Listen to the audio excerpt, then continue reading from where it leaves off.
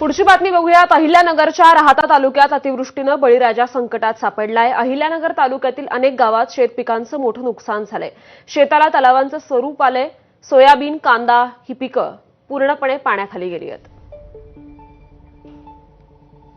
अहिल्यानगर जिल्ह्यात काल रात्रीपासून झालेल्या पावसामुळे अहिल्यानगर जिल्ह्यातील उत्तर भागातील श्रीरामपूर असेल, कोपरगाव असेल, संगमनेर असेल यासह राहाता तालुक्यात मुसळधार पाऊस झाला आणि या पावसामुळे बळीराजा मात्र आता संकटात सापडलाय। या चारही तालुक्यांपैकी राहाता तालुक्यात काल रात्रीपासून आज सकाळपर्यंत जवळपास 100 मिलीमीटर पावसाची नोंद झाल्याचं प्राथमिक माहिती आहे आणि या पावसामुळे कुठेतरी शेतकऱ्यांचं जे वावर आहे ते अक्षरशः आता ज्या ठिकाणी शेत पिकं होते त्या ठिकाणी तलाव झालाय की काय अशी परिस्थिती सध्या या ठिकाणी दिसून येते। आता मी राहाता तालुक्यातील खडकेवाके शिवारात आहे। या ठिकाणी जर पाहिलं तर हे कांदा पीक आहे।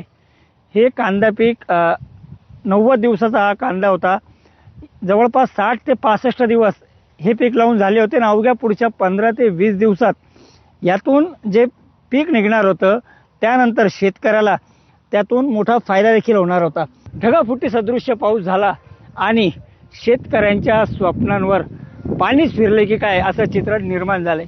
त्यामुळे पालकमंत्री राधाकृष्ण विखे यांच्या या मतदारसंघातील शेतकऱ्यांना मदत कधी मिळणार हे पाहणं महत्त्वाचं आहे।